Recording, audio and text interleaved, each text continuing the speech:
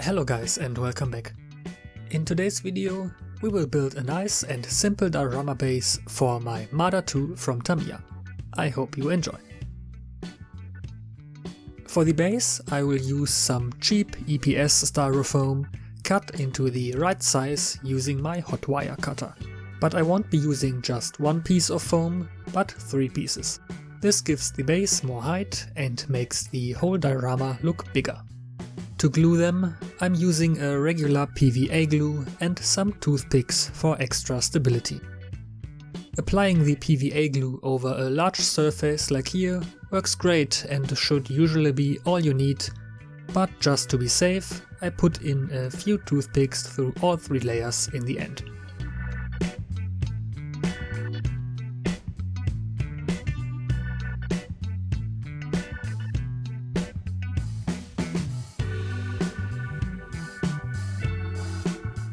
My diorama will be set in France, Normandy 1944. The Marder will be hidden behind a thick hedge, also known as a bocage. A bocage refers to a terrain of mixed woodland and pasture, with fields and winding country lanes sunken between narrow low ridges and banks, surmounted by tall, thick hedgerows that break the wind but also limit visibility. For the final shape, I am using a homemade product similar to sculptor mold. First, I need to create a very thin mix of water and plaster.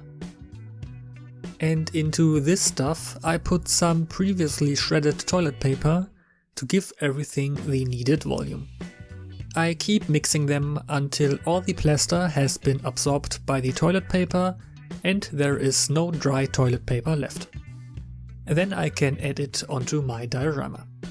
I want to create a smooth, round ridge on both sides. Considering how cheap and simple the ingredients are, I am really surprised how well I was able to mold my terrain with it.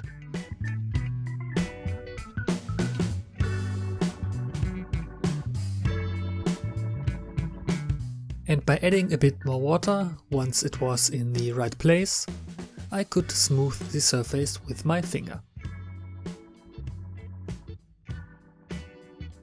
And since I want to use this diorama to try out some different techniques, I will make the rest of the terrain with air dry clay rolled into a thin sheet.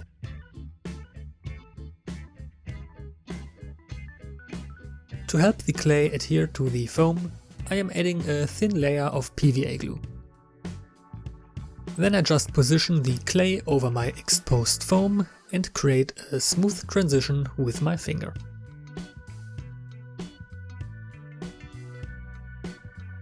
The overhang can easily be cut off with a sharp knife.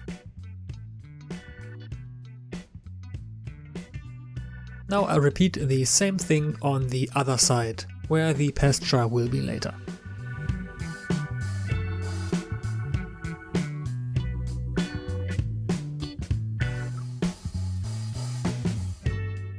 The clay makes it easy to create tank tracks in the ground.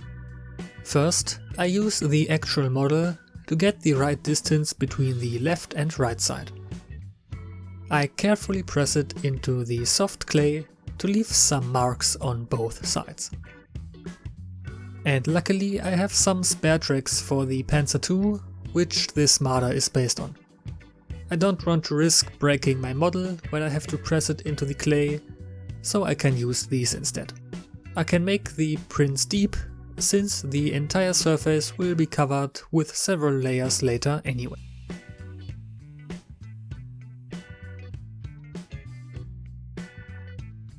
The first of these layers is a ready-made texture from Vallejo. The color doesn't matter, but I really like the texture of this product. I first apply it to the raised area. Dense hedges and shrubs grew on these hills. The ground directly below had very little grass and most of it was just dirt.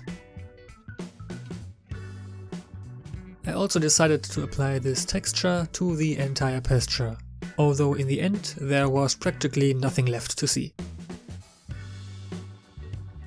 For the small path I want to use a different, more fine texture. The ground is covered yet again with PVA glue. Then I apply some very fine sand over the glue that will create my gravel road. I am also adding some small rocks and pebbles to create some visual interest.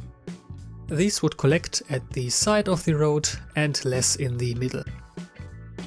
I am also adding a few larger ones, but more precise with my tweezers. Then I will fix them with gravel and sand fixer. And this is the reason I said the color of the dirt texture isn't so important, since I'm going to prime it all black anyway. For the most part, this is an optional step. But as I said before, I want to try out lots of different things here, and this includes painting the ground myself this time. Once the primer has dried, I'm repainting everything with different earth tones.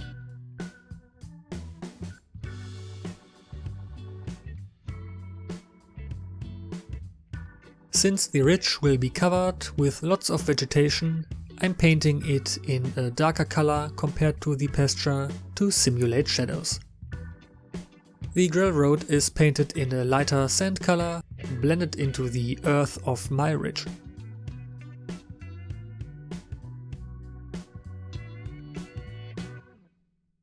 Now I have to repaint all the little stones I added earlier. And while this can be time consuming, it makes a huge difference and creates lots of highlights and details in your diorama. And you don't even need to use dozens of colors, 2 or 3 can be all that you need.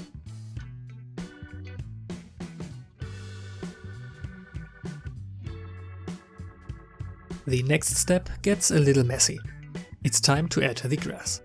The basis is 2.5mm spring meadow green grass from Noch, applied with a cheap static grass applicator of Amazon.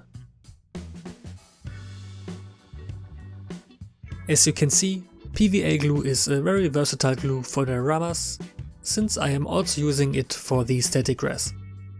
Depending on your diorama size, you may need to work in small sections, one after the other, to avoid the glue drying too fast. By touching the wet glue with a nail connected to the applicator, it creates an electric field between the diorama and applicator. That way, most of the small grass fibers should end up staying upright like real grass. That way I can cover the entire ground relatively fast and have a uniform layer of grass on my pasture. But of course, the grass does not only land on the diorama, but also everything around it. So I suggest doing this in a separate container or box that's easier to clean. Once all is covered, you can shake off the loose grass and recollect it for the next time.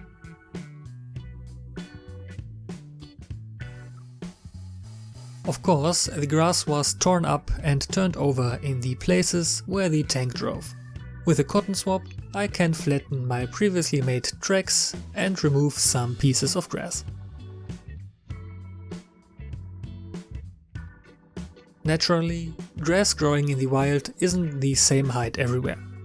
If you take a closer look at a wild meadow, you will notice that especially during the growth phase, larger tufts often protrude significantly higher than the rest.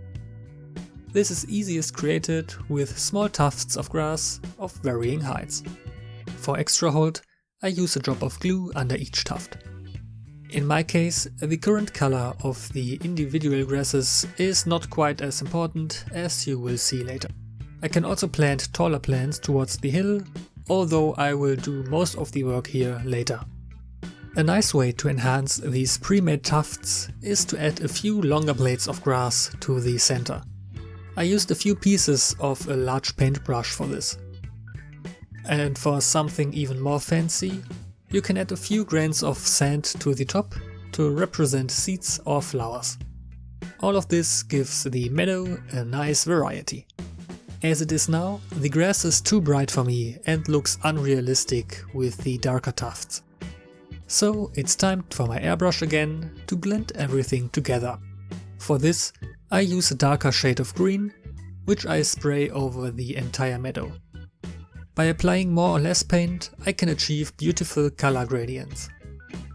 And now the different grasses fit together better again, but of course I still want the tufts to stand out more. To do that, I use progressively lighter shades of green until I reach an almost yellow hue. I focus on the tall blades of grass, making them brighter. This makes the grass look fresher and the individual blades are clearly visible. And the dark green in the center creates a beautiful shadow that makes the grass appear fuller.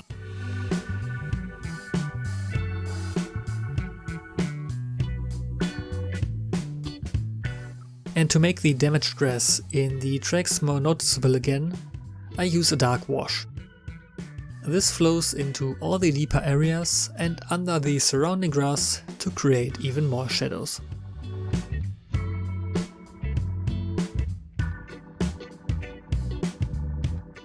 On the opposite side, I use a light wash on my stones. I also spread this over the entire path to give it a dustier look.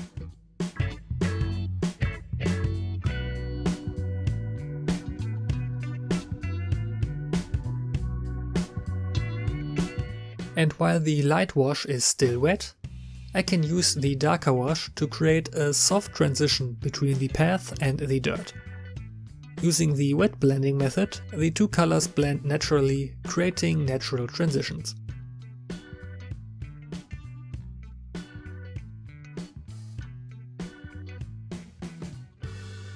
Where the grass transitions to the ground, I can also use the wash. The wash is able to penetrate under the fine blades of grass without discoloring the actual green. This makes the grass appear thinner in the transitions and I don't have a harsh edge. Before I add anything else to the diorama, I want to add a nice border. I cut some wood veneer and applied double-sided tape to it. This gives it a nice finish, and I will later trim the edges to fit the terrain with a sharp blade. For the ground of my hedge, I mix my own ground scatter. In the first step, I grind dried leaves in a coffee grinder until I have fine crumbs. Now I mix various basing materials and diorama foliage with my shredded leaves. These are the same materials I will use later for my shrubbery. This is important so the soil cover matches the plants.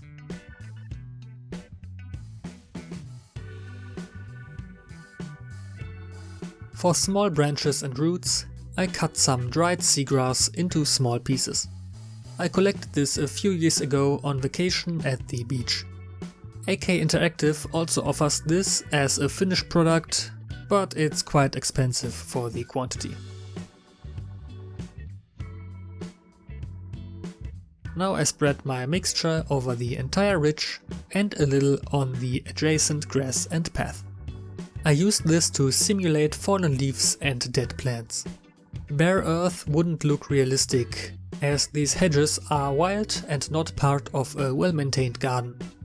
I used tweezers to remove and move a few pieces that I don't like.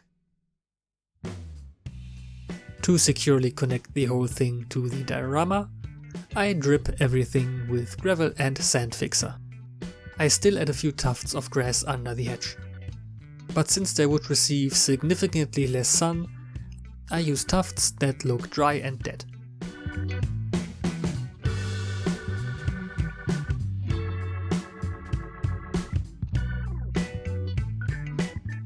It also looks good to add a few small tufts along the path. This makes the whole thing look less empty and still adds a few spots of color. As before, all tufts are provided with a drop of additional glue. Now I'm going to put the diorama aside for a moment and take care of the larger plants. Seafoam trees are a great base for all kinds of plants in dioramas. First, I painted all the branches brown with my airbrush. There are various methods you can use to adhere the leaves to the branches. I can use a brush to carefully apply PVA glue to them. This method gives me more control over where I want the glue, but is more time consuming and carries the risk of breaking the branches. Later, I simply used spray glue from a can and prefer this technique because it's much faster.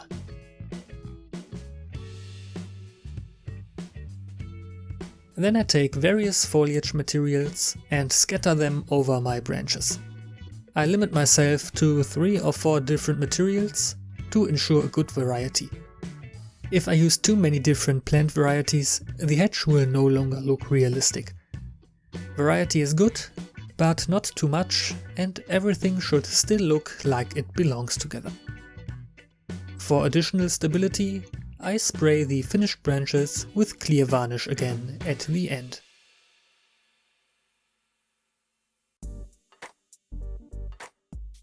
Icelandic moss or lichen, when dried, also makes a great base for dense bushes. Here I first attached a few toothpicks to the underside and then sprayed the whole thing with glue. Then I scattered my foliage material over it again.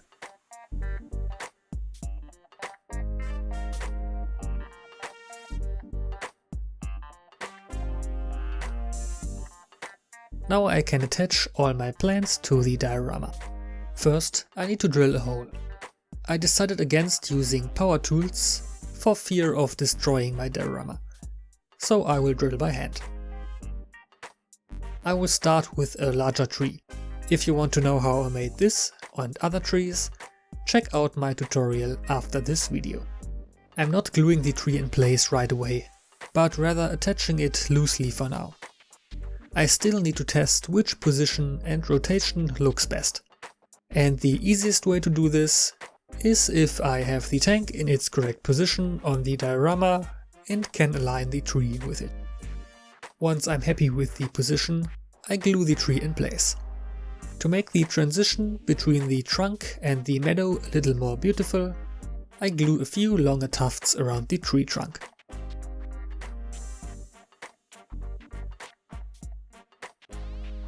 I secure the bushes and shrubs using the same method. First, I make a few suitable holes into which I then place my plants.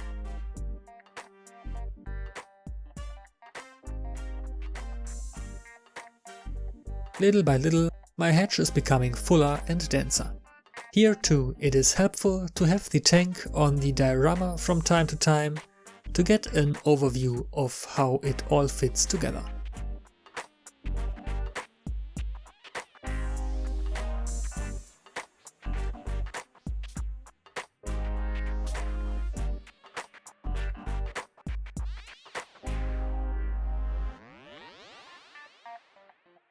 It's important that the mud effects on the vehicle match those in the diorama.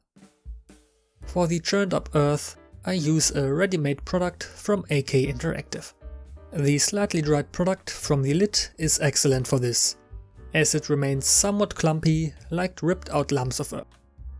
I mix it with some static grass.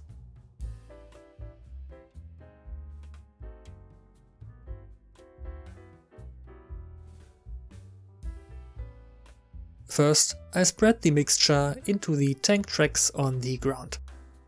It's okay if it stays clumpy, as that's exactly the effect I want. Where the Marder will later be standing, I push it slightly to the edge of the tracks. After placing the tank, I carefully press the tracks into the wet mud to partially submerge them. This means that the tank has contact with the ground everywhere, which is very important to emphasize the weight of the vehicle. Of course, I also smear the mixture onto the vehicle itself, over the tracks and the chassis.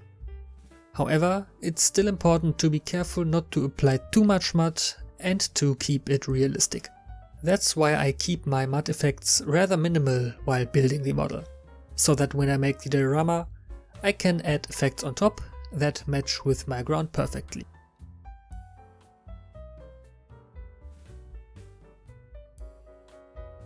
Once the tank is in the right place, I apply more mud to the tracks as needed.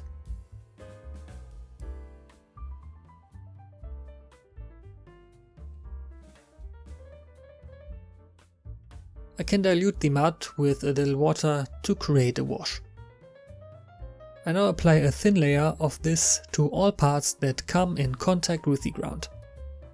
Currently, the wash looks lighter than the rest of the tank, but it will darken again once it dries. Now the tank and diorama have the same colors and fit together better. And I also used my 3D printer to print some new and better shells and ammo boxes. These look much better than the shells that were included in the Marder box.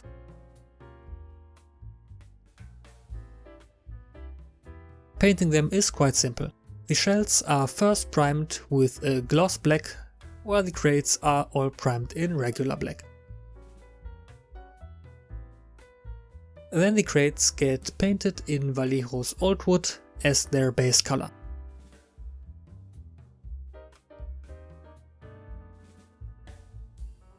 And the shells are painted with Ammo by Mix brass color. Using an airbrush for metal colors like these is by far the easiest and gives the best results. For the actual projectile, I mixed a light green from 50% blue-gray and 50% field gray. And then I paint the tip in white. The printed boxes don't have a wooden texture, and I forgot to engrave them before priming, so I will use oil paints to paint the texture. I take a stiff oil brush and apply a small amount of dark brown oil paint. The amount of paint is similar to a dry brush. Lightly brushing over the boxes, I leave small lines that represent the wood grain. Also, I can now paint the wood veneer around my base black.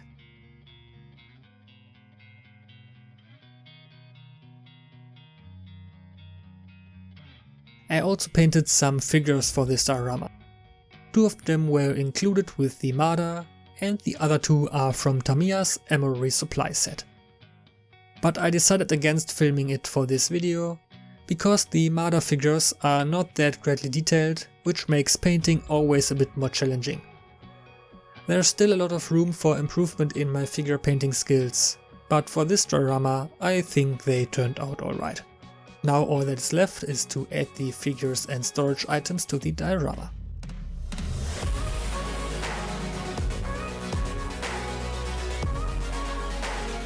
And with that, the diorama is finished. The idea of a small tank destroyer hidden behind lots of foliage works great on a small base like this. I think this was a nice project to learn some new techniques and for me to get more used to creating dioramas.